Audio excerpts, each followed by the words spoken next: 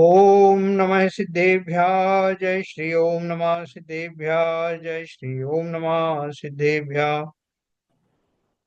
मंगलम भगवान वीरो मंगलम गौतमो गणि मंगलम कुंद कुंदाद्यो जैन धर्मोस्तु मंगलम सर्वमंगल मांगल्यम सर्व कल्याण कारकम प्रधानम सर्वधर्माणां जैनम जयतु शासनम जैनम जयतु शासनम जैनम जयतु शासनम नमः समय साराय स्वानुभूत्या चकाशते चित स्वभावाय भावाय सर्वभावांतरच्छिदे।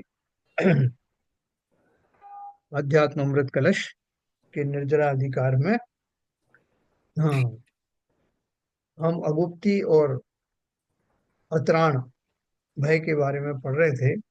वास्तव में सम्यक दर्शन के जो लक्षण हैं, जो गुण हैं, आठ अंग हैं, उनमें मुख्य रूप से इहलोक का भय और परलोक का भय हमने पढ़ा था। वो जो सम्यक दृष्टि को नहीं होता, और उसमें जो आठ गुण होते हैं, उसमें जो निशंक आदि गुण होते हैं, निशंक आदि निर्वांछित मन जो है, निकांक्षित, ये दोनों भी मुख्य गुणों में आते हैं। तो उसके अंतर्गत वो जो भय हैं, सात प्रकार के भय हैं, वो भयों में से अत्राण भय और अगुप्ती भय उसको नहीं होते। अपन इसकी व्याख्या कर रहे हैं। अत्राण अत्राण भय क्या है और अगुप्ती भय क्या है, उसकी अपन ने कल एनालिसिस किया था। मैं फिर से उसको वहां से शुरू करता हूँ।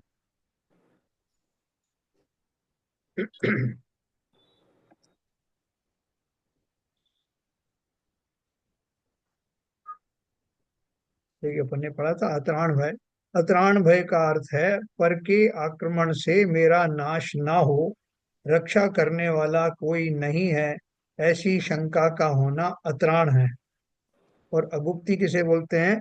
अगुप्ती भय का अर्थ यह है कि पर मैं मेरे अस्तित्व में प्रवेश कर पर मेरे अस्तित्व में प्रवेश कर मुझे बिगाड़ देगा, ऐसा भय, स्वयं की कमजोरी का भय अगुप्ती भय है। ये अपन ने दोनों पढ़े थे कि एक तो ये बोलता है कि मेरे ऊपर कोई आक्रमण कर सकता है, ये भय कौन सा है? अत्राण का भय है। और दूसरा है अगुप्ती का भय, कौन सा है? कि कोई मेरे अंदर ही प्रविष्ट हो जाएगा, मतलब मेरे स्वरूप में, जो अन्य लोगों के लिए गुप्त है, मेरा स्वरूप किसी को दिखाई नहीं देता ना, वो स्वरूप अब गुप्त नहीं रहे, कोई उसके अंदर में प्रवेश कर जाए तो अगुप्ती भय है ना। अपन कोई भी बात गुप्त रखते हैं, मतलब हम तक ही सीमित रखते हैं, वो किसी और को ना मालूम पड़ जाए, उसको हम जो बोलते हैं गुप्त है ये बात। तो यहाँ अगर अपन उससे रेफरेंस लेना चाहें तो अगुप्ती का अर्थ क्या होगा? कि मेरा स्वरूप जो पर से, पर को ज्ञात नहीं है, मुझे ही ज्ञात है, उस स्वरूप के अंदर में कोई प्रवेश कर जाए तो अगुप्ती हो जाएगा। तो अगुप्ती जो है वो, अर्थात मैं अपने स्वरूप को अक्षुण मान रहा था, वो अक्षुण नहीं रहा, कोई भी उसमें प्रविष्ट हो सकता है। तो उन्होंने बोला ऐसा भय सम्यक दृष्टि को नहीं होता, सर, इसी को अगुप्त भय कहते हैं। हाँ बोलिए। ये पर उसमें अपने में प्रवेश न कर जाए, इसका व्यावहारिक एग्जाम्पल क्या हो सकता है? जो हर एक एग्जाम्पल देखो ऐसा है कि जैसे आप, एक लकड़ी है, लकड़ी के अंदर आपने लोहे की कील ठोक दी, हम्म। तो अगर लकड़ी में चेतना होगी तो वो नहीं चाहेगा कि कोई भी वस्तु उसके अंदर में प्रविष्ट हो। हम्म। तो क्योंकि उसके होने से उसका स्वरूप उतना उतना भंग हो जाता है, तो कोई भी नहीं चाहेगा कि मेरा स्वरूप उतना ही मात्रा में भी कहीं खंडित हो। हम्म। तो लकड़ी तो में तो चेतनत्व नहीं है। और अपन आत्मा के बारे में क्या बोलते हैं? कि वो अखंड है, होमोजेनियस मोनोलिथिक है, उसके अंदर में और कोई पर पदार्थ प्रविष्ट होता ही नहीं। अगर उसमें ऐसे प्रविष्ट होने लगे, जैसे वो लकड़ी अगर भुन जाती है तो उसके अंदर जीवाणु अंदर प्रविष्ट होने लगते हैं, तो लकड़ी से अगर पूछो तो वो दुखी होगी कि मेरे नहीं तो स्वरूप को आपने खोखला किए दे रहे हैं। आपने जो लकड़ी का एग्जाम्पल दिया, जी। उसमें नेल ठोकी, हाँ। तो नेल में तो वो लकड़ी में प्रवेश किया, हाँ। के स्वरूप में डेंट लगाया। हाँ। उसके दो चीज हो सकती हैं, या तो लकड़ी फट जाएगी, हाँ। और या क्या कहते, तो उसमें वो संलग्न रहेगी। मगर ये आत्मा के अंदर या अपने प्रविष्ट होने का कोई प्रैक्टिकल एग्जाम्पल, व्यावहारिक एग्जाम्पल है? प्रविष्ट होता ही नहीं है उसमें कुछ भी। नहीं तो उसको, इस तरह का भय जो प्रविष्ट होता ही नहीं है, तो हाँ। ये भय आने का मूल कारण क्या है? क्या नहीं क्यों? भय, हाँ भय तो क्या हमारे अज्ञान के कारण होता है ना भय। नहीं नहीं, ये ज्ञान के कारण होगा तो उसका बेसिस एक्चुअली बताना। सब इसमें अपने पर्याय के हिसाब से बात की है या आत्मा के हिसाब से बात की है? ये मतलब आत्मा ये के जो, हिसाब से, हाँ, आत्मा के हिसाब से। देखिए, अभी पर्याय को मत लाओ ललित जी, बात नहीं मेरा। नहीं ठीक है ठीक है, वो ठीक ला रहे हैं वो, एक ठीक है। हम्म, हाँ। नहीं तो ये अगर आत्मा के साथ बात की तब तो कॉन्सेप्ट ही उल्टा हो गया ना, फिर आत्मा तो अजर अमर है। हाँ है ना। तो फिर ये भय का तो फिर कैसे, उसमें प्रश्न ही नहीं है फिर तो। तो इतना समझदार हो ना, अभी आत्मा का स्वरूप आपको पता है ना, बाकी सबको नहीं पता। नहीं वो नहीं, बात जिनको सही है समझ आपको। नहीं है, जिनको समझ नहीं है वो पर्याय के रेस्पेक्ट में समझ नहीं है उनको। हाँ तो वही वो तो वो बात अपनी है। पर्याय को ही अपना अस्तित्व मानते हैं ना, जैसे इसमें ये लिखा है मेरा अस्तित्व। तो अस्तित्व मतलब वो आत्मा की बात कर रहा है या अपने पर्याय की बात कर रहा है? वो मेरे पर्याय हिसाब को से ही इसमें मेरे देखो हिसाब से वो इसमें अपनी पर्याय की बात है एक्चुअली। हाँ, वो सही कह रहे हो आप, अब आपको मालूम है इसलिए आप ये बात कर रहे हो। वो जो अज्ञानी जीव हैं वो उस पर्याय को ही अपना स्वरूप मानते हैं। जो शरीर मुझे मिला हुआ है इस पर्याय में, उस शरीर में को ही वो आत्मा मानते हैं। और उसका मरण मतलब मेरा मरण, ऐसा उनका भय है। इसलिए तो सम्यक दृष्टि को भय नहीं है, मिथ्या नहीं, क्या दृष्टि को भय। क्या मैं ऐसा कह सकता हूँ? हाँ। कभी कभी ऐसा होता है कि किसी की आत्मा, भूत आत्मा मेरे शरीर के अंदर प्रविष्ट कर गई। हाँ। इस हाँ। तरह के भय को क्या अगुप्ती भय कहते हैं?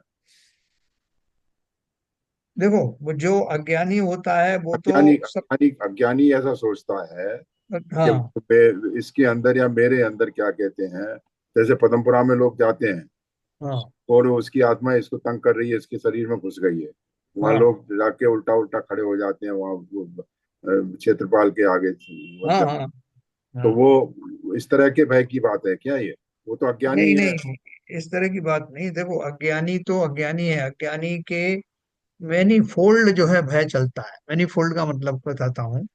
अज्ञानी तो किसे कहते हैं अपन, जिसको अपने स्वरूप का बिल्कुल भान ही नहीं कि मेरा स्वरूप क्या है, जैसा भी इन्होंने ललित जी ने कहा। बिल्कुल उसको सही है। अपना स्वरूप पता ही नहीं है उनको अंडर। अब वो उसका जो जितना भी उसका ज्ञान का व्यापार चलता है वो अपने शरीर और उसके आसपास ही घूमता है। जी हाँ। तो जो भूत प्रेत की कल्पना है वो भी है कि मेरे शरीर में प्रविष्ट हो गया। देखो वो भी ये कहेगा इसके शरीर में ही आ गया साहब, हम्म, इसके शरीर में भूत प्रेत आ गया। वो हम्म। ये नहीं कहा कि इसमें आत्मा में घुस गया, लेकिन वो अज्ञानी वो उसमें भेद नहीं कर पाता कि शरीर में घुस ये गया वो बात सही है। अर्थात आत्मा से अलग है। आत्मा और शरीर एक ही है, वो ऐसा भ्रमित रहता है। सही, मैं तो अज्ञानी आत्मा के बारे में तो बात करता ही नहीं है। ये बात तो ये बिल्कुल निश्चित है। ये हाँ। बात समझने लायक है। हाँ। मगर मैं उसको समझने की कोशिश कर रहा हूँ। हाँ। ये एग्जाम्पल जैसे दिया, मेरे शरीर में तो दूसरी आत्मा, प्रेत आत्मा मेरे शरीर में प्रविष्ट कर गई। हाँ। इस तरह का भय क्या अगुप्ती भय की श्रेणी में आएगा? मेरा। नहीं नहीं, अगुप्ती जो देखो, मैं आपको वही तो कह रहा हूँ कि मेरे शरीर में घुस गया का बात जो है आप कर रहे हो, आप शरीर को अंडरलाइन करके शरीर बोल रहे हो। हम्म, लेकिन अज्ञानी के लिए वो शरीर ही आत्मा है। अब तो बात सही है। मैं, आप जो बोल रहे हैं वही मैं बोल रहा हूँ। मगर हाँ। इस तरह का भय क्या अगुप्ती में आता है? अगर नहीं आता है तो हाँ। वो कौन सा भय एक प्रैक्टिकल एग्जाम्पल है जिससे हम, मैं समझ सकूं कि उसको अगुप्ती भय बोलते हैं? नहीं नहीं, जो आप समझ रहे हो ना, क्योंकि जिसने आत्मा के स्वरूप को समझ लिया, आत्मा का स्वरूप जिसने समझ लिया, तो उसको जैसे तो कोई अल्तुमल भय नहीं साहब कह होगा। रहे उसको उसको तो तो कोई भय होने का ही नहीं कि मैं तो होमोजीनियस मोनोलिथिक हूँ, जिसमें ना, स्वरूप में ही आता है वो तो ये भय स्वरूप होगा नहीं। ये हाँ, बात होगा ही तो नहीं। समझ में आ गई। हाँ। जो अब वो अगुप्ती वाला भय है, जिससे हाँ। हमको निशंकित होना है हाँ। सम्यकदर्शी बन के, हाँ तो समय हाँ। अगुप्ती भय की जो विवेचना की गई, जितने भय की, ये लोक भय, परलोक भय, अतराण भय, अगुप्ती भय। तो अगुप्ती भय में आप यहाँ पे बोला गया है कि जो अस्तित्व में प्रवेश कर मुझे बिगाड़ देगा। तो मेरे अस्तित्व में प्रवेश प्रवेश होने वाली कौन सी स्थिति है जिससे वो उसका अस्तित्व बिगड़ जाएगा? उसका कोई तो प्रैक्टिकल एग्जाम्पल है? नहीं, एग्जाम्पल तो नहीं होगा। अब खाली तब दो इसमें चीज मानते हो। एग्जाम्पल ये जो हम बीमार पड़ जाते हैं, बैक्टीरिया आ गया, घुस गया हमारे शरीर में, इन्फेक्शन हो गया, तो हाँ वो, क्योंकि इसमें जो प्रश्न है वो अज्ञानी जीव के हिसाब से है। हाँ तो इसलिए जो जो प्रश्न है वो इसका मतलब एग्जाम्पल भी उसी हिसाब से होगा एक्चुअली। हाँ हाँ। क्योंकि जो अज्ञानी है शरीर को ही अपना अस्तित्व मान रहा है। बस तो इसलिए यही बात है। जैसे शरीर में इन्फेक्शन आ गया तो इन्फेक्शन अस्तित्व में घुस गया, मैं क्योंकि वो क्या करेगा, मेरे अस्तित्व में घुस गया, शरीर मेरा अस्तित्व है। हाँ, यही कह शरीर रहा में हूँ। इन्फेक्शन आ गया तो वो हाँ, उसको डरेगा भाई मैं मर ना जाऊं। क्योंकि उसका अ, मान्यता में अस्तित्व का अर्थ वो शरीर तो ही है। नहीं, तो सीबी जैन साहब जो पूछ रहे हैं एग्जाम्पल के लिए, तो हाँ आप इसके एग्जाम्पल को दे सकते हैं ना, अगर जैसे मेरे शरीर में इन्फेक्शन आ जाए, मैं हाँ। बीमार पड़ जाऊं, इस इन्फेक्शन में बैक्टीरिया आ जाए कुछ तो ये मेरे अस्तित्व को बिगाड़ रहा है। अज्ञानी यही सोच रहा है ना, ये चीज इस अगुप्ती भय में आएगी।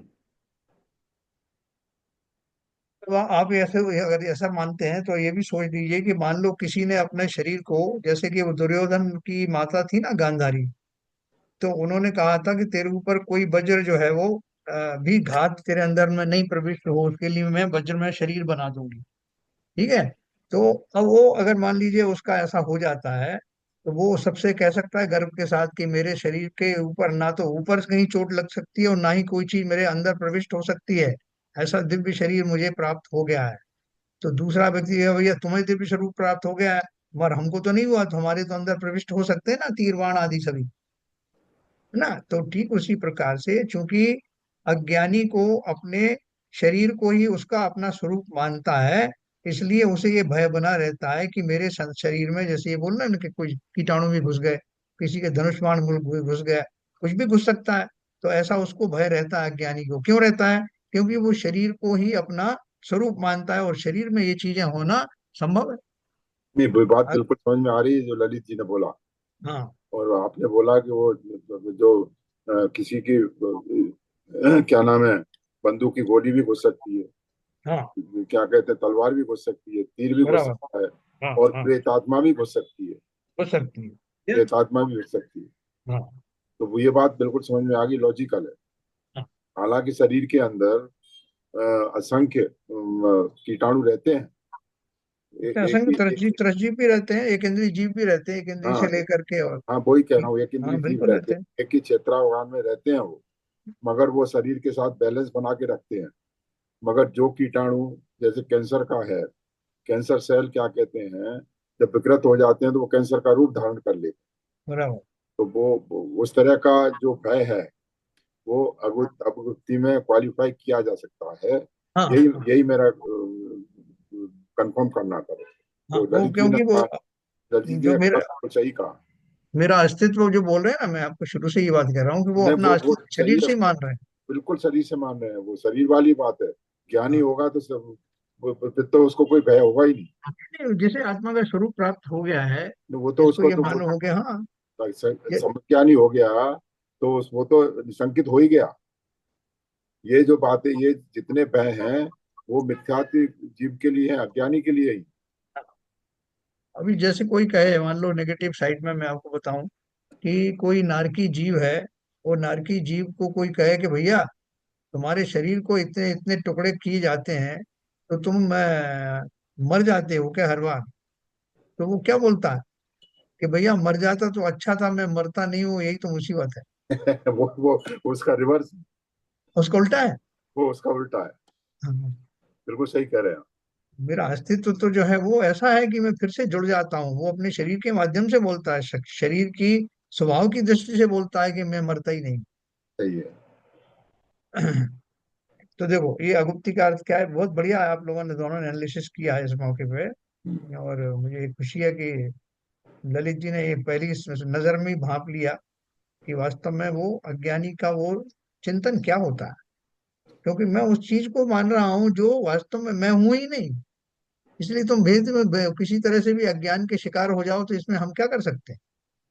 तो बोल रहे हैं अगुप्ती का भय, अगुप्ती भय का अर्थ यह है कि पर मेरे अस्तित्व में प्रवेश कर मुझे बिगाड़ देगा, ऐसा भय स्वयं की कमजोरी का भय अगुप्ती भय है। अपने इन्होंने एक बहुत ये एग्जाम्पल भी बहुत अच्छा दिया कि मुझे बहुत डर सताता रहता है कि मेरा कोई ऐसा, मैंने भोजन कर लिया जिससे कि मेरे शरीर में कुछ चला गया, कोई इन्फेक्शन चला गया, तो ये इसके लिए अपनी इम्यूनिटी बढ़ाओ, इस तरह की दवाइयां खाओ। तो ये गुप्त किसका भय है?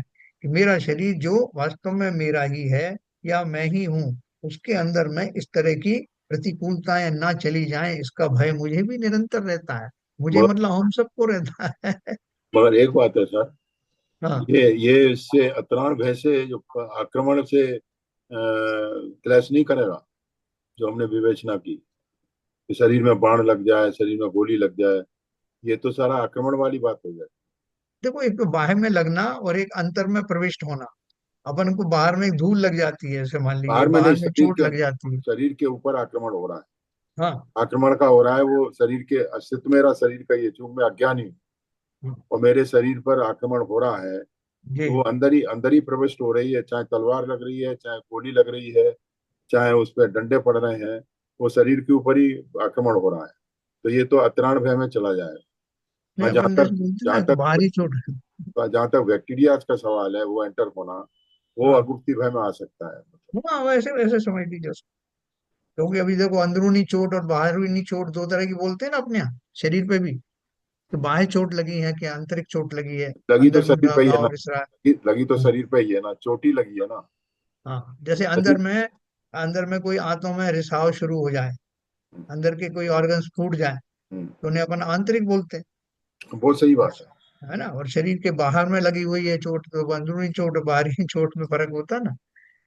ये है। तो दोनों ही तरह से अगर मुझे अपने स्वरूप का ज्ञान हो जाए कि ये मैं हूं ही नहीं, तो अभी जैसे मान लीजिए कि एक आदमी एक सीमेंट के मकान में रहता है। ये सीमेंट का एक पाइप, पहले बड़े बड़े पाइप में भी लोग रहते थे। वो पाइप के ऊपर किसी को शत्रुता मुझसे निकालनी है, तो जिस पाइप में मैं रह रहा हूँ उसने उस पाइप के ऊपर एक हथौड़ा मारा जोर से। तो मुझे कुछ लगा नहीं, क्योंकि वो तो उसमें और मेरे बीच में बहुत गैप था। लेकिन फिर भी मैं चिल्लाने लगूं, मर गए, अरे मर गए, मुझे मार डाला, मार डाला। तो वो क्या है कि मेरा उससे तीव्र अपनत्व होने के कारण मुझे लग रहा है कि मेरे घर को तोड़ डाला, विध्वंस कर दिया, और उसमें मेरे प्राण बसते हैं, वो मेरी वस्तु है। इस अपेक्षा से भी मैं दुखी हो सकता हूँ। तो शरीर के माध्यम से, शरीर में लगने वाली चोटों के माध्यम से मैं भयप्रद हो सकता हूँ, या अंदर में होने वाले कोई रिसाव हो जाए, कोई घाव हो जाए, कोई मुझे ऐसी चूरन खिला दे जिससे अंदर में मेरी किडनी में से कुछ रिसाव होने लगे, हार्ट की जो कोई नस फट जाए। ये सब अंदरूनी, ये भी सब हो सकता है। शरीर के माध्यम से अगर अपन समझना चाहें तो इस तरह की घटना हो सकती है।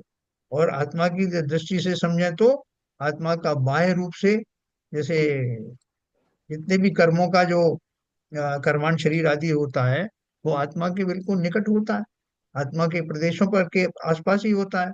लेकिन हम उसको ये मानते हैं कि वो बाह्य में भी आत्मा को टच नहीं करता, अंदर तो प्रविष्ट होता ही नहीं।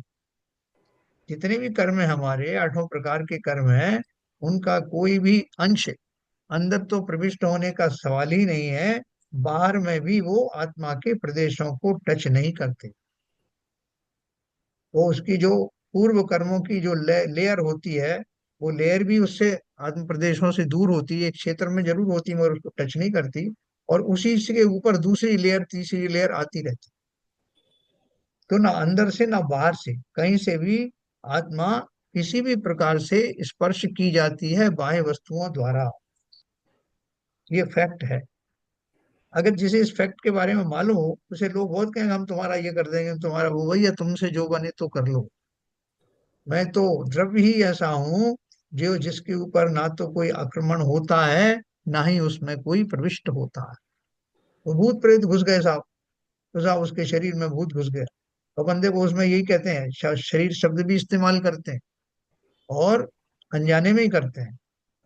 और बोलते हैं निकल गया साहब, वो भूत था ना साहब, मंत्र तंत्र किए तो निकल गया। तो कहाँ था वो जो निकल गया? मेरे आत्मा के प्रदेशों में तो घुसा ही नहीं।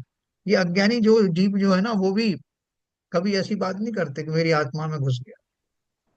वो भी यही कहते हैं किसी के साथ शरीर में इसकी आत्मा आ गई साहब, भूत आ गया साहब।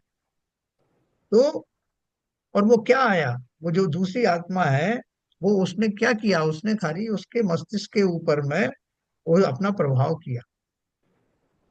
तो वो टेम्परेरी चीज है वो फेज, वो उसका ज्ञान में नहीं प्रविष्ट हुआ, उसके अस्तित्व में नहीं प्रविष्ट हुआ। जैसे ही उसका समय समाप्त होता है तो उस तरह की घटनाएं समाप्त हो जाती, तांत्रिक विद्याओं के माध्यम से नेगेटिव एनर्जी वगैरह भेजी जाती है। वो सब दशाएं शरीर की ही होती हैं, आत्मा की नहीं।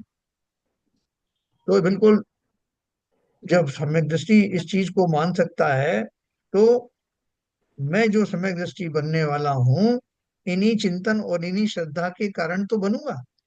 सम्यक दर्शन कहाँ से आ जाएगा कि मैं मिथ्या दृष्टि भी बना रहा हूँ और सम्यक दर्शन मेरे अंदर आ जाए? ये तो हो नहीं सकता। तो अगर मुझे ये भ्रांतियों का मेरा निवारण होता जा रहा है कि मैं कैसा हूँ, मैं कैसा नोबल मेटल हूँ, जिसके अंदर में कोई बाह्य वस्तु का किसी भी तरह से प्रवेश नहीं होता, ऐसा मुझे हो जाएगा, तो किसी भी तरह का भय मुझे नहीं। देखो दूसरी बात क्या है कि आत्मा कैसी बताई, तो संसार का सबसे सूक्ष्मतम पदार्थ जो है आत्मा है। उद्गल पुद्गल परमाणुओं में देखें तो कार्बन वर्गनाएं सबसे सूक्ष्म होती हैं, है ना। नौकन वर्गनाएं उससे स्थूल होती हैं, दूसरी वर्गनाएं होती हैं वो उससे स्थूल होती हैं। मनोवर्गनाएं सूक्ष्म होती हैं, कर्माण वर्गनाएं और सूक्ष्म होती हैं। और उनसे भी सूक्ष्म, अनंत गुनी सूक्ष्म जो आत्मद्रव्य है। तो जैसे मैं बोलूं कि साहब ये पानी है ना, इस पानी को आप हथौड़ा मार दोगे तो पानी टूट जाएगा, टूटेगा क्या? या उतने ही, जबकि पुद्गल जो है द्रव्य है, सूक्ष्म नहीं है, स्थूल है, तब भी आप पानी को कितने हथौड़े मारो आप उसे तोड़ नहीं सकते। बोले मैं चाकू से काट दूंगा इस पानी को, चाकू से भी काट लो, जो जो आपसे बने वो कर लो। या मैं लाइट का एग्जांपल दूं, उस लाइट में हथौड़े मारूं तो लाइट टूट जाएगी क्या? बल्ब की बात नहीं कर रहा है, प्रकाश की बात कर रहा है। इसको हथौड़ी से काटूं साहब, ये प्रकाश आ रहा है, तो क्या कर लोगे? किसी से काटो, आरी से काटो। तो उससे भी सूक्ष्म जो मेरे आत्मद्रव्य है उसे आप क्या कर लोगे? संसार का कोई पदार्थ इतना सूक्ष्म है ही नहीं जो वहां तक पहुंचे। तो इसलिए भी ज्ञानी एकदम निरापद रहता है, भय से रहित होता है। मेरा कभी कोई कुछ बिगाड़ कर नहीं सकता। तो फिर क्यों मरे जा रहे हो, जब आप आश्वस्त हो गए हो कि कहीं से कोई भी शस्त्र आपको काट नहीं सकता, कोई अग्नि आपको जला नहीं सकती, कोई जल आपको भिगो नहीं सकता, तो फिर किस बात का भय है? तो वो भय जो है कैसा है वो अभी आएगा, विस्तार से आएगा। तो देखो, सम्यक दृष्टि ऐसा मानता है कि मेरा कभी नाश नहीं होना है, मैं अविनाशी हूँ, अतः पर रक्षक की मुझे कोई आवश्यकता नहीं। ऐसा आप लगा दिया उन्होंने, 7 लेयर की सिक्योरिटी और 5 लेयर की सिक्योरिटी और सब लगा, जेड सुरक्षा, फलाने सुरक्षा। किस बात की सुरक्षाएं हैं ये आत्मा की सुरक्षा के लिए है, ये शरीर की सुरक्षा के लिए। और शरीर की कितनी भी सुरक्षा कर लो, जिस काल में उस शरीर का अंत आएगा, उस समय इंदिरा गांधी की तरह उसके रक्षक भी उसे बचा नहीं पाए, बल्कि वही भक्षक बन जाएंगे। तो ऐसा अज्ञानी नहीं मानता। तो सम्यक दृष्टि मानता है कि मेरा कभी नाश नहीं होता, मैं अविनाशी हूँ, अतः पर रक्षक की मुझे कोई आवश्यकता नहीं है, मैं असुरक्षित नहीं हूँ, यह अत्राण भय का अभाव। इसी प्रकार मैं स्वयं स्वरूप में ठोस हूँ, पर का मेरे में प्रवेश नहीं, मेरे ज्ञानादि धन का कोई हरण नहीं कर सकता, स्वयं अछेद्य अभेद्य हूँ, यह अगुप्ती भय का अभाव। एक लोहे के टुकड़े में आप सुई घुसाओ, नीडल घुसाओ, वो घुसेगी क्या? वो क्यों क्यों नहीं घुस रही? क्योंकि वो ठोस पदार्थ है, उसके जो परमाणु है वो इतने निकटता से जुड़े हुए हैं कि उसमें कोई गैप नहीं है जहां सुई घुस जाए। इसके विपरीत एक कपड़ा है, उसमें आप सुई आसानी से घुसा सकते हैं। एक कॉटन है, उसमें आसानी से घुसा सकते हैं, क्योंकि वो छेद भेद के योग्य है। लेकिन कोई ठोस वस्तु है, इतनी ठोस है कि उसके अंदर कुछ प्रविष्ट नहीं होता, वायु भी अंदर नहीं जा सकती, तो उसके अंदर में सुई कैसे जाएगी? तो यहाँ क्या कहा उन्होंने? पर मैं स्वयं स्वरूप में ठोस हूँ, ठोस का अर्थ ये है, पर का मैं होमोजीनियस हूँ और मोनोलिथिक हूँ, पर का मेरे में प्रवेश नहीं, मेरे ज्ञानादि धन का हरण कोई कर सकता नहीं, स्वयं अछेद्य अभेद्य हूँ, यह अगुप्ती भय का अभाव है। लोग बोलते हैं कि भाई साहब ऐसा है कि आपको नौकरी से रिटायर होने के बाद आपको प्रोविडेंट फंड का पैसा चाहिए एक मुश्त, या आपको पेंशन चाहिए। बोले साहब मेरे को तो पेंशन चाहिए। वो क्यों चाहिए? बोले साहब ऐसा है कि इकट्ठा पैसा होगा तो कोई बेटा लूट ले जाएगा, कोई समाज में चोर चला जाएगा, कोई कहीं ले जाएगा, लेकिन पेंशन आएगी तो मैं कहीं भी चला जाऊं वो धन मुझे मिलता रहे। है ना? एक अपेक्षा से बात कर रहे हैं अपन। तो हम चाहते हैं कि ऐसा कोई स्वरूप हो जाए कि उसको कोई हरण ना कर सके। हम उस पेंशन को इसलिए थोड़ा सेफ मानते हैं। तो यहाँ भी वही बात कर रहे हैं कि मेरा जो ज्ञान है वो ऐसा है जिसका कोई हरण करता नहीं, कर नहीं सकता। इसलिए मैं शंका से रहित हूँ, विश्वस्त हूँ, आश्वस्त हूँ कि मेरा ज्ञान निधि कोई छीन नहीं सकता। यह अगुप्ती भय का अभाव है। सम्यक ज्ञानी जानता है कि मैं ही नहीं, संसार की प्रत्येक वस्तु अपने स्वरूप से, अपने अस्तित्व में है, वह अपने ही कारण से है। अतः स्वरूप से अस्तित्व पना होने से वह स्वयं सुरक्षित है ना? जैसे मैं उदाहरण देता हूँ कि लकड़ी अपने लकड़ी पने से सुरक्षित है। उसमें जब तक लकड़ी पना है वो लकड़ी बनी रहेगी, सुरक्षित है। अगर कोई कहे कि उसके परमाणु बदल दिए जाएं, तो बदल बदल करके उन परमाणुओं को एक एक परमाणु रिप्लेस करके उसमें मैं लोहे के परमाणु डालता रहूं, और एक दिन ऐसा आएगा कि लकड़ी के सारे परमाणु अलग हो जाएंगे, तो वो लोहा हो जाएगा। तो लकड़ी का स्वरूप ही समाप्त हो गया ना, फिर उसे लकड़ी कहेगा ही कौन? लेकिन लकड़ी अगर है, बनी हुई है, तो इसका अर्थ ये है कि उसके अंदर जो वस्तुत्व है, जो उसका मूल गुण है वो विद्यमान है, इसके कारण वो उसका अस्तित्व है।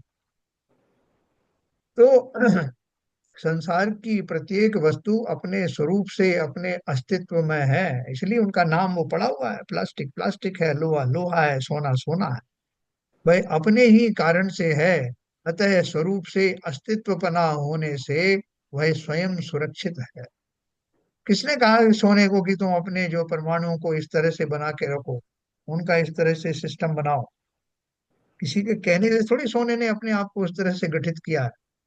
वो स्वाभाविक रूप से जो उसके परमाणुओं का जिस तरह से तारतम्य होता है, उन्हीं के कारण ही तो वो सोना नाम पाता है। ये उसकी स्वयं के स्वरूप। सब इसमें अगर न्यूक्लियर फिजिक्स का थोड़ा सा एग्जांपल लें, हाँ तो जैसे गोल्ड तो क्या स्टेबल एटम है, जी। तो गोल्ड ही रहता है, कुछ चेंज नहीं होता। हाँ और जो अनस्टेबल एटम है वो डिसइंटीग्रेट होके दूसरे परमाणु, दूसरे एटम बन जाते हैं। हाँ तो जैसे इन्होंने यहाँ पर तो गोल्ड का जैसे आपने एग्जांपल दिया, अगर आप दूसरा एग्जांपल लें जैसे यूरेनियम का लें, वो हाँ। तो यूरेनियम तो बदलता रहता है, वो तो उसके परमाणु अपना डिसइंटीग्रेट होते हैं और दूसरे एटम में बदल जाते हैं। हम्म। एटम में बदलते हैं कि मॉलिक्यूल में बदलते हैं? एटम। तो ये तो परमाणु जो वो तो है, पर्याय पर्याय बदल रही है ना। पर्याय बदलती है। पर्याय स्कंद तो बदलती है।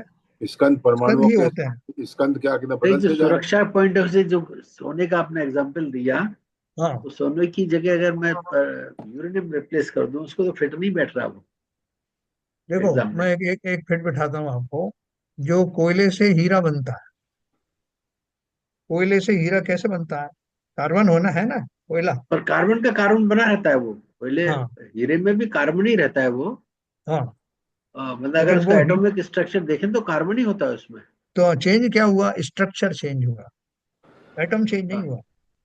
हाँ, पर ये यूरेनियम के एग्जाम्पल में तो एटम चेंज हो जाता है ना। मेरे हिसाब से तो कोई भी एटम चेंज नहीं होता, खाली अरेंजमेंट चेंज होता। और एटम हम जिसको मानते हैं ना, जो हम उसको जो न्यूट्रॉन प्रोटॉन और ये सब मानते हैं, अभी नई रिसर्च के अनुसार तो वो उससे भी छोटे छोटे कंस्टिट्यूएंट्स और होते हैं उसके, उतने तक सीमित नहीं रहता। तो इसलिए वो लेटेस्ट थ्योरी जो है, वो लेटेस्ट थ्योरी हमारी इसमें फिट हो जाती कहीं। क्योंकि वो जिसे हम जहाँ परमाणु कहते हैं ना, जो धार्मिक भाषा में जो हमारा एटम वर्ड है, वो इतना सूक्ष्म है कि वो उसका कोई चेंज नहीं होता। हाँ, स्कंद उसके बनते हैं, या जो हम कहें कि हमारी भाषा में उसका न्यूक्लियस चेंज होता है, या नंबर ऑफ न्यूट्रॉन चेंज हो जाते हैं, या उसकी ऑर्बिट चेंज हो जाती हैं। तो उसके हिसाब से उसका वो रूपांतरण होता है। लेकिन जो बेसिक वस्तु है, हमारे यहाँ ये भी लिखा हुआ है कि वस्तुतः सारे परमाणु एक जैसे होते हैं, उनमें कोई भेद नहीं होता। सर। आकार आदि का भेद नहीं होता, और कोई भेद नहीं होता। हाँ, इंटेंसिटी का भेद होता सर, जो जो बेसिक चीज है जो अपने विवेचना में बताई है आपने, है। हाँ जो जी। परमाणु होता है, जो लोएस्ट कैटेगरी का एग्जिस्टेंस है जो, हाँ हाँ। वो आज शाश्वत है, वो चेंज नहीं होता। हम्म। उसके फॉर्मुलेशन स्कंदों की वजह से डिफरेंट डिफरेंट होते रहते हैं। और यही बिल्कुल। यूरेनियम यूरेनियम का भी स्ट्रक्चर जो चेंज होगा, यूरेनियम की जितनी वो कैटेगरी बनेगी आपकी, उसमें क्या कहते हैं आप, परमाणुओं के स्कंदों का परिवर्तन होता जाता हाँ, जो अपन जो जितने भी चेंजेस होते हैं वो स्कंदों में होते हैं। है, स्कंदों में फि- होता है। फिजिक परमाणु में नहीं होता। जो इस पर धर्म की हमारे यहाँ जो जैन धर्म के हिसाब से जो बताया गया है, जो परमाणु उसको ही कहते हैं जो कि अपना सबसे बेसिक अंश है, जिसमें कोई चेंजेस होते नहीं। अभी जैसे मान लीजिए कि कोई आपको स्थूल स्कंद की रचना करनी है, तो उसमें क्या होता है कि परमाणु तो वही होते हैं, उनमें जो है दूसरे परमाणु जिनकी इंटेंसिटी ऐसी होती है, भारी होते हैं, हल्के होते हैं, वो सब हो सकता है। हाँ, जैसे गंध के परमाणु हैं, किसी में गंध ज्यादा, किसी में कम, तो सब में इकट्ठे होकर के एक ऐसा स्कंद बनता है जिसकी ज्यादा गंध होती है। सर एक और वो एग्जाम्पल हाँ है, आप ऑर्गेनिक केमिस्ट्री में देखो, हाँ तो पूरी ऑर्गेनिक केमिस्ट्री दो चीज पे निर्भर रहती है, कार्बन और हाइड्रोजन। हाँ। और उसके जो कॉम्बिनेशन चेंज होते रहते हैं, इथेन से लेके एथाइलिन से लेके प्रोपाइलिन तक, वैलेंसीज वैलेंसीज का उसमें रोल आता है, देन सबके हाइड्रोकार्बन है। नंबर चेंज होते रहते हैं सारे। नहीं, उसमें तो सब स्कंद बन गए ना, मॉलिक्यूल बन गए, स्कंद बोले तो या मॉलिक्यूल बोले, वो तो तो स्कंद बन गए, लेकिन उसमें यूरेनियम में भी आपकी आध्यात्मिक जैन आध्यात्मिक शास्त्र के हिसाब से उसके स्कंदी बनते हैं सर। नहीं नहीं, नहीं, वो स्कंद जैसे ही अपन बनते, मॉलिक्यूल कह रहे हैं ना, एक मिनट, जैसे स्कंद ही अपन जो बनते है, सर उसमें। जो एटम आप कह रहे हो ना कि परमाणु उसके जो है वो, और एल्यूमिनियम के ही पर, सॉरी, यूरेनियम के जो परमाणु हैं वो बदल जाते हैं, परमाणु नहीं बदलते। जो बदलाव आया है स्ट्रक्चर में, आया जो भी आया है, वो जैन धर्म के सिद्धांत के हिसाब से वो स्कंदों में समाहित हो जाते हैं। जो बेसिक जो चीज है परमाणु, वो जो साइंस में बताया हुआ परमाणु उससे या भी तो हम ज्यादा न्यूट्रॉन सूक्ष्म। प्रोटॉन बोलेंगे, उनमें कोई परिवर्तन नहीं आएगा, इनका बिल्कुल हाँ सही कॉम्बिनेशन, कह रहे हैं, तो बिल्कुल उनका सही कह रहे हैं। कॉम्बिनेशन अलग अलग अलग बदलता रहेगा, जो भी बने कॉम्बिनेशन। पर हाँ पर जो जो न्यूट्रॉन जो आप प्रोटॉन है, इलेक्ट्रॉन है, वो ऐसे ही रहेंगे, इनमें कोई बदलाव नहीं आएगा। हाँ, बिल्कुल सही कह वही रहे हैं। वही वही जो आपने मतलब जो कहा न्यूट्रॉन पर प्रोटॉन आप के बाद, जब आप ये बात करेंगे ना, तो फिर आप जो एग्जाम्पल देते हैं कि सोने का कुछ नहीं बिगड़ता, उसका नहीं, तो वो सब एग्जाम्पल आप नहीं दे पाएंगे। क्यों क्यों तो क्यों? अब जब और क्या, जब आप परमाणु न्यूट्रॉन प्रोटॉन की बात करें, तो सोना कहाँ से आ गया फिर? सोने नाम की धातु का अस्तित्व कब से है? कभी ऐसा यूरेनियम का भी हुआ तो कि अस्तित्व कब सोना, से है। हाँ ये कभी सब भी, कभी अस्तित्व ऐसा, जब से गोल्ड है, तब से यूरेनियम भी है। हाँ तो होना, कौन मना कर रहा है? नहीं तो दोनों का अलग अलग, अगर आप एटम के हिसाब से जाओगे, तो दोनों भाई का जो जिस, वो परिवर्तन अलग है। आप ये पर्याय का तो कोई मना कर ही नहीं रहा है, बात आप ये पर्याय आप ये की नहीं कर रहे बताइए, गोल्ड का क्या हैं। है वो केमिकल फॉर्मूला? पीवी है ना, पीवी नहीं सॉरी, पीयू है। पीयू। ये, उसमें कोई चेंज आ रहा है क्या? हाँ नहीं, वो तो स्टेबल एटम है ना, उसमें कोई चेंज नहीं आता। तो स्टेबल हो या जो अनस्टेबल हो, अनस्टेबल एटम है, उनमें चेंज आते हैं, वो दूसरे परमाणु बन जाते हैं ना वो। वो अपन गोल्ड नहीं स्टेबल की रहेगा ना, बात कर रहे हैं भाई, ये वो सब। प्योर गोल्ड नहीं रहेगा। एक अगर मिनट, अपन पीयू में कोई संसार कुछ में, भी एडिशन तो होगा, इम्प्योरिटी बात अलग है, इम्प्योरिटी बात अलग है, पर वो जो इम्प्योरिटी चीज की है। बात नहीं हो रही है। कोई भी उसमें कॉम्बिनेशन आएगा तो उसका स्वरूप चेंज हो जाएगा। देखो उसको आप संसार इम्प्योर में, बोलते हैं, उसको आप इम्प्योर बोलते हैं। नहीं नहीं, एक मिनट मेरी बात सुनिए। पहली बात तो ये है कि ये सारे जितने प्रोडक्ट हैं वो किसके हैं? द्रव्य वास्तव में कौन सा है? पुद्गल द्रव्य है। पुद्गल द्रव्य एक द्रव्य है, उसी के ये प्रोडक्ट्स हैं। चाहे सोना हो, चाहे चांदी हो, चाहे हो ये हो। अपन समझाने के लिए इन्हीं की एग्जांपल देते हैं कि परमाणुओं से बने हुए ये जितने भी प्रोडक्ट हैं, जो अपने जिन जिन नामों से प्रचलित हैं, वो सदा से हैं, सदा तक रहेंगे। तो उसके हिसाब से अपन उनको बोला जाता है। पर्याय बदलना तो बहुत सारी चीजों की बदल जाती हैं। जैसे कोयले का जो है हीरा बन गया, तो लेकिन जब कोयले का अस्तित्व है तो कोयला कहा जाएगा, हीरे का अस्तित्व भी हीरे कहा जाएगा। उनके परिवर्तनशील होने की बात यहाँ नहीं कर रहे हैं। वो भी पर्याय बदलती है, मूल रूप से पुद्गल द्रव्य कभी समाप्ति को प्राप्त होगा नहीं। और इसी के अनुरूप ही जो जो धातुएं या जो वस्तुएं संसार में दिखाई देती हैं, वो भी उसी रूप में इंटेक्ट रहेगी। हजारों साल से सोना सोना ही रहता है, चांदी चांदी रहती है। अब वो ट्रांसफॉर्म होके बनती कैसे ही बनती, लेकिन वो उस रूप में विद्यमान है। इसलिए अपन उसकी उदाहरण दे सकते हैं। तो तो सब देखो आगे सोना जिन न्यूट्रॉन प्रोटॉन से बना है, वो चेंज थोड़ी हो रहा है न्यूट्रॉन प्रोटॉन। यही वो तो कह रहा हूँ मैं। वो तो कांस्टेंट है। उनका जो भी कंस्टिट्यूएंसी है जिनसे वो बन के बनते हैं, वो जब जब वैसा कॉम्बिनेशन रहेगा सोना रहे बन जाएगा। सीधी सी बात ये है। अभी पारस पत्थर जो है उससे जो है वो क्या कैसे बन जाता है, लोहा जो है सोना कैसे बन जाता है, कैसे ट्रांसफॉर्मेशन होता है, कैसे परमाणुओं का समायोजन उस रूप में होता है कि वो सोना बन जाता है। परमाणु बेसिक वही है, खाली उनका अरेंजमेंट चेंज होता है। तो देखो आगे चलते हैं अपन उसे स्वास्तित्व के जो वस्तु स्वास्तित्व से है उसमें पर का नास्तित्व भी है, अतः पर का प्रवेश नहीं है। उसे स्वास्तित्व के कारण अत्राण भय नहीं है, और पर नास्तित्व के कारण अगुप्ति का भय नहीं है। आत्मा सहज ज्ञान का पुंज है। उसका यह अनादि अनंत स्वरूप ना कभी नाश हुआ है और ना कभी नाश होगा। ना वह पर वस्तु में प्रवेश करता है, ना पर का उसमें प्रवेश हो सकता। देखो जो पौद्गलिक वस्तुएं हैं उनमें तो फिर भी परमाणुओं का आना जाना लगा रहता है है ना। ये परमाणु आए, कुछ आए, परमाणु नए आते हैं, पुराने परमाणु निकल जाते हैं। वो तो अपन फिजिकल फॉर्म में उसको एनालाइज कर सकते हैं, उसको समझ सकते हैं। लेकिन आत्मा के अंदर तो जो गुण है वो ऐसे गुण है कि उनका नाश कभी नहीं होता। हाँ, अगुरु लघु लघुत्व गुणों के कारण से उनकी इंटेंसिटी कभी कभी कम ज्यादा थोड़ी बहुत होती है, लेकिन फिर भी वो गुण उनके अंदर से कभी जाते नहीं। आत्मा का जो ज्ञान गुण है, प्रसिद्ध ज्ञान गुण है, वो भी अलग अलग पर्यायों में उसमें आ, आच्छादन जो है ज्यादा कम हो सकता है, लेकिन उसका बेसिक गुण जो है ज्ञान गुण वो कभी समाप्त होता नहीं। तो ये एक विशिष्ट पदार्थ है, नोबल पदार्थ है। ना वह स्वभाव से च्युत होता है, ना पर स्वभाव को कभी ग्रहण करता है। वैसे ये सभी द्रव्यों के ऊपर लागू है, लेकिन हम तो अपनी आत्मा के लिए बात कर रहे हैं इसलिए उसको प्रमुख रूप से कह रहे हैं। उसकी ऐसी ही मर्यादा त्रिकाल अबाधित है। तीनों काल में वो आत्मद्रव्य कहीं भी चला जाए, उसको जंगल में अटवी में कहीं भी पटक दो, नरकों में ले जाके छेदन वेदन करो उस शरीर का जिसमें वो निवास करता है उन क्षणों में, तब भी आत्मद्रव्य का कुछ भी बिगाड़ होता नहीं। अतः उसे न अपने खोए जाने की, अपने विनाश की, अपनी गुण संपत्ति के अभाव की शंका है, और न पर के प्रवेश का, पर के साथ एकाकार हो जाने का डर है। अतः अपने को भी एक वस्तु मानकर वस्तु स्वभाव के अनुसार ज्ञानी जीव सदा अपने सहज ज्ञान चैतन्य मूर्ति नित्यानंद स्वभाव में रहता है, उसी का निर्भय होकर अनुभवन करता। शाम को जो है पेड़ के ऊपर आकर कितने पक्षी बैठ जाते हैं, कहाँ से आते हैं, किससे सलाह करके आते हैं। सब अपने अपने हिसाब से आते हैं और सबका जो है वो केंद्र बिंदु अपने आप बन जाता है, उस पेड़ पर शाम को आके सारे ठहर जाते हैं।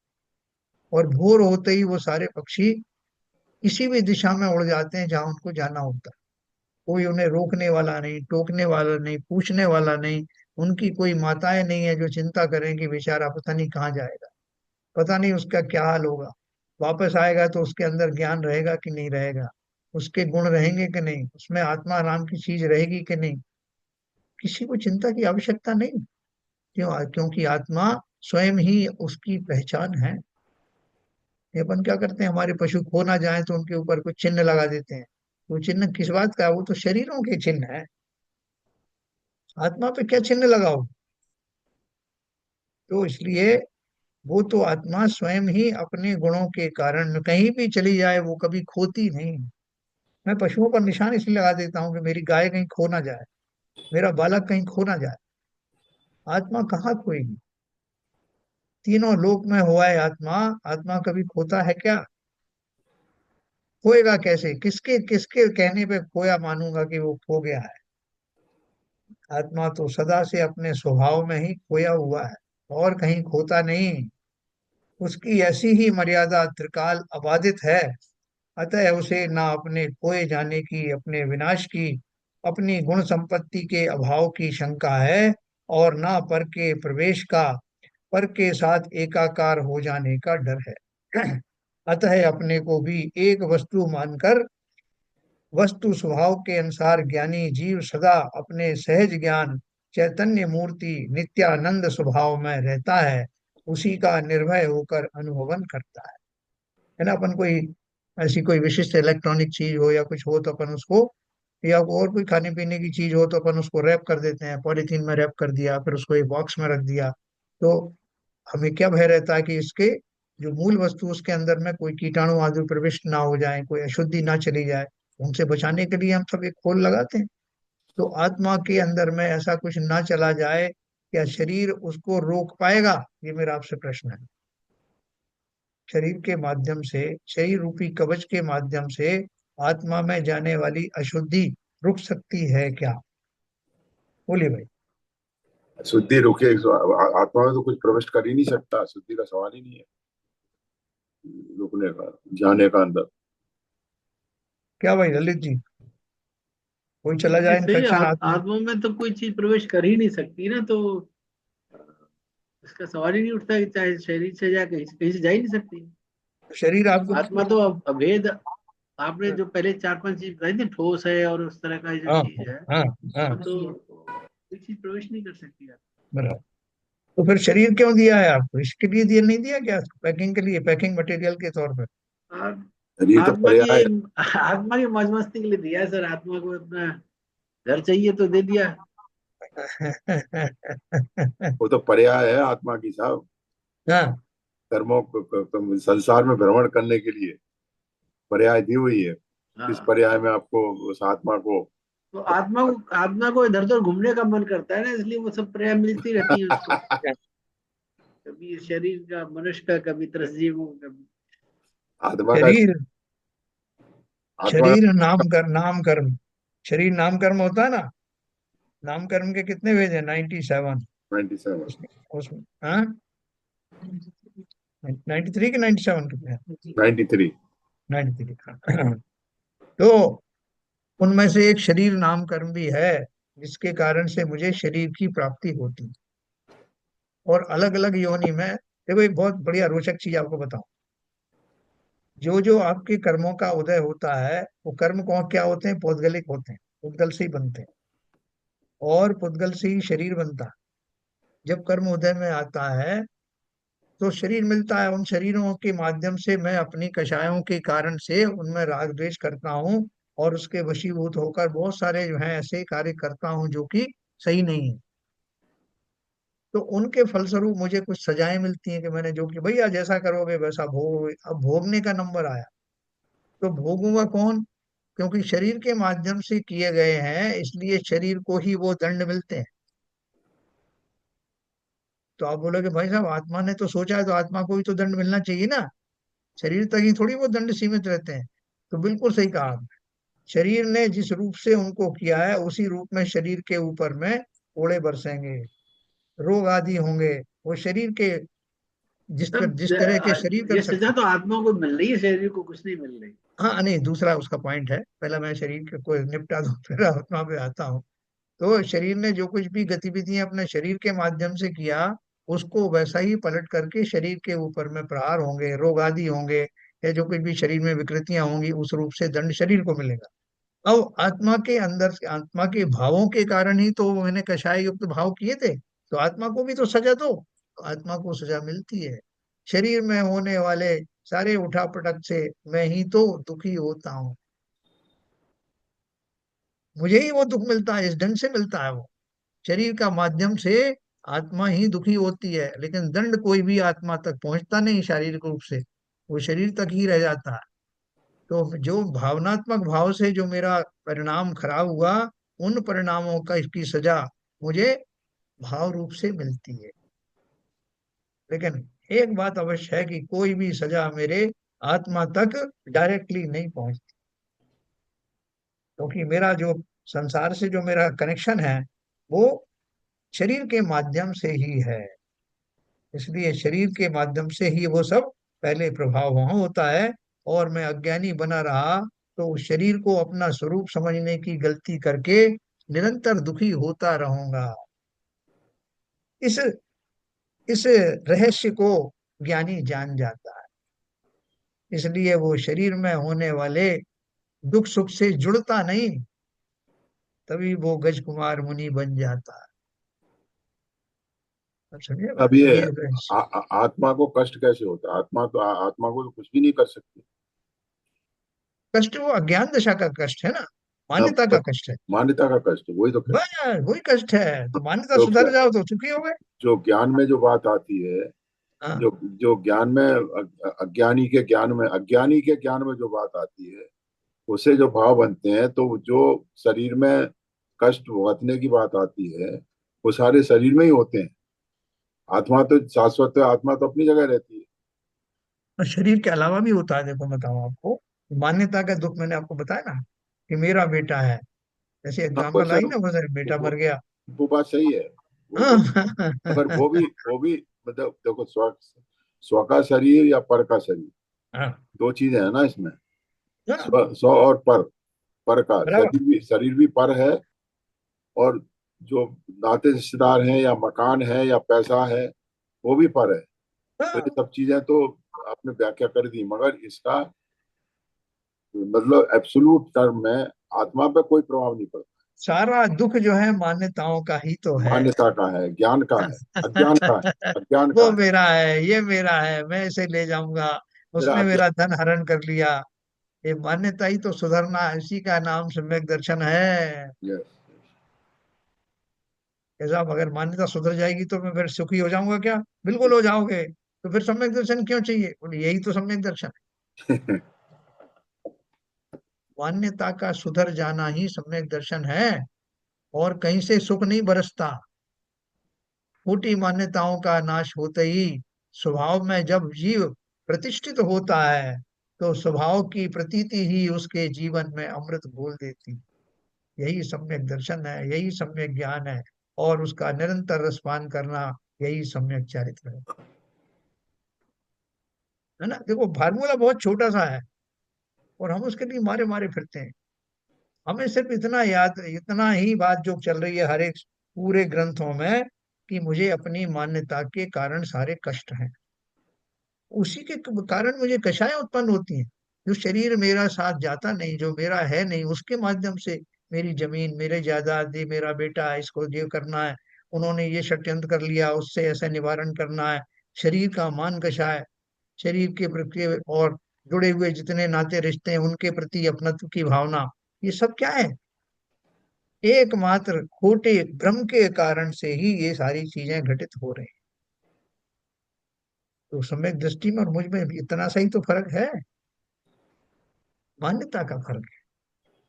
और मान्यता चेंज हम करना नहीं चाहते। कि करना नहीं चाहते का अर्थ क्या है? हम ऐसा पुरुषार्थ नहीं करना चाहते, हम प्रमादी हैं, हम अपने स्वरूप के प्रति असावधान हैं। तो वही सब दूर करो ना अपनी असावधानी। बोले सब क्या करें, जब होगा एक दिन अपने आप तो देखेंगे। कितना प्रमाद है मुझे, कि अपनी जो अमूल्य निधि है उसको प्राप्त करने के लिए मैं बेचैन नहीं हूं। जब होगा तब देखा जाए, तो भोग रहा हूं। इतनी सी बात है देखो। जब भी आप सबने एनालिसिस किया, तो देखो आगे चलते हैं अपन।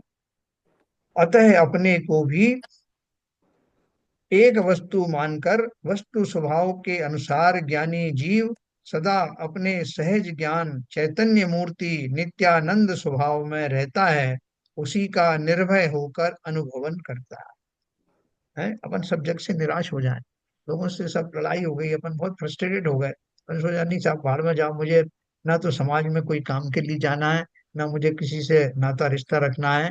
मैं बस अपने में मस्त हूँ, मैं स्वाध्याय करूंगा, पूजन पाठ घर पे बैठ के, कुछ नहीं करूंगा। तो अब मुझे किसी चीज का भय रहा क्या? कि साहब बाहर जाऊंगा तो कोई मेरा अपमान कर देगा, वहां जाऊंगा तो पता नहीं मुझे दर्शन करने के लिए जगह मिलेगी कि नहीं मिलेगी, वहां पे जाऊंगा तो कोई पता नहीं कोई अनर्गल बात ना कर दे, कहीं ऐसा ना हो कि मुझे भूख लग जाए और कोई मुझे टाइम पे से भोजन ना मिले तो मुझे गिर पड़ूं। बाहर निकलूंगा ही नहीं तो इस तरह की कोई विपदाएं आएंगी नहीं। निशंक होकर अपना घर में बैठूंगा, स्वाध्याय करूंगा, और मैं बहुत सुखी महसूस करूंगा, जब जब जितना मैं अपने आप को कन्फाइन कर पाऊंगा। तो ये वो क्या बोल रहे हैं? अतः अपने को भी एक वस्तु मानकर वस्तु स्वभाव के अनुसार ज्ञानी जीव सदा अपने सहज ज्ञान चैतन्य मूर्ति नित्यानंद स्वभाव में रहता है, उसी का निर्भय होकर अनुभवन करता है। देखो कैसी होगी वो दशा, जिसमें हमें समस्त बाह्य आवरणों से, बाह्य आचरणों से, बाह्य अपेक्षाओं से रहित होकर स्व में निर्भय होकर निज आनंद का अनुभव लूंगा। उस दशा का चिंतन करने से ही रोमांच हो जाता है। तो फिर किसी ने प्रश्न पूछा, दिव्य दृष्टि से उक्त विचार सही है, पर जब तक यह जीव संसारी है। देखो अभी ये बहुत अच्छे अच्छे प्रश्न और आएंगे आपको प्रैक्टिकल। वो चेले ने छोड़ा नहीं, उनको बोला द्रव्य दृष्टि से उक्त विचार सही है, पर जब तक यह जीव संसारी है तब तक सदेह है। सदेह अवस्था में देह का वियोग तो अवश्यम भावी है, अतः मरण की शंका तो सदा रहेगी। ज्ञानी भी सोचता है कि पता नहीं कब मरण हो जाए। खरी खरी बात सुनाई है चेले। उसने बोला कि साहब ज्ञानी हो चाहे कोई भी हो, मरने का डर किसे नहीं लगता। आप क्या कह रहे हो कि ज्ञानी जीव अगर सम्यक दृष्टि, तो मरने का डर रहेगा क्या उसको? नहीं रहेगा। उसके भी देह है आखिर, तो सदैही है, संसारी है, तो वो भी डरेगा। आप कैसे कह रहे हैं कि वो निडर है? ये क्वेश्चन पूछा। तो उन्होंने उत्तर दिया, यह सत्य है, तथापि ज्ञानी मरण से भी भयभीत नहीं होता। क्यों नहीं होता, यह निम्न कलश में कल चर्चा की जाए। ठीक है। ये ये बहुत बारीक चीजें हैं। अपने को अगर ये मालूम पड़ जाए, और पूरी पूरी शंका करना, जो चेले ने कहा बिल्कुल उसके साथ चलना, क्योंकि हमारे भी प्रश्न है यही है। इस सम्यक दृष्टि को क्यों नहीं होता था? सम्यक वो भी दृष्टि पूछना। अगर निशांकित है तो हाँ, उसको मरण का भी भय नहीं होगा। नहीं होगा, लेकिन क्यों नहीं होगा ये वो चेले ने पूछा है, तो हम सुन लेंगे कि क्या बताया उन्होंने ठीक। कर। चलिए बहुत बढ़िया। आह, तो देखो ये अब अनजाने में ही हमारे उत्तर में भी ये वो उत्तर आने लगे जो हमने शास्त्रों में पढ़े। जैसे ललित जी ने जो ओपनिंग मेरे बैट्समैन होते हैं ना, प्रारंभ में ही ये बात ले आए उन्होंने कि भाई ऐसा ऐसा भ्रम क्यों होने लगा, मैं आत्मा हूं तो ऐसे ऐसा इस तरह का चिंतन होने का सवाल ही नहीं होता। तो वो कैसे आ गई ये बात? क्योंकि जैसे मैंने आपको बताया था कि जिन लोगों ने रात्रि भोजन का त्याग किया है, वो दूसरों को रात्रि भोजन करते हुए देख के विस्मय करते हैं कि वो कैसे रात्रि भोजन कर रहा है, जबकि कभी हम भी उसी कैटेगरी में थे, लेकिन अब हमें अजीब लगता है। ठीक उसी प्रकार से अज्ञानी की जो दशाएं आचार्यों ने वर्णन किया है, उसे सोच सोच कर, सुन सुन करके हमें ताज्जुब होने लगता है कि ऐसे जीव भी होते हैं क्या। इसका कारण है कि मेरी जो चिंतन है उसमें परिमार्जन हो रहा है। मैं निरंतर सम्यक दर्शन की ओर अग्रसर होता जा रहा हूं। ये बहुत अच्छे लक्षण हैं। चलिए कल अपन और बात करेंगे, ये समय हो गया, जिनवाणी स्तुति करेंगे।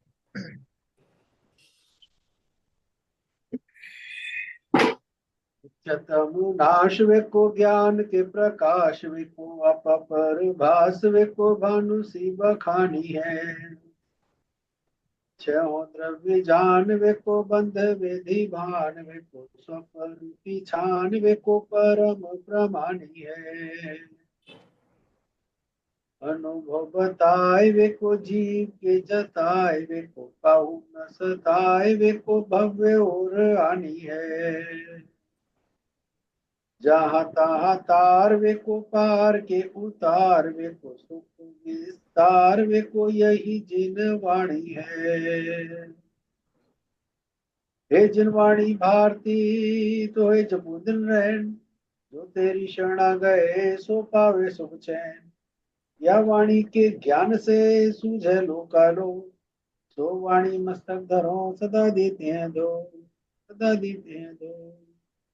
जिन वाणी माता की जय। जय जय।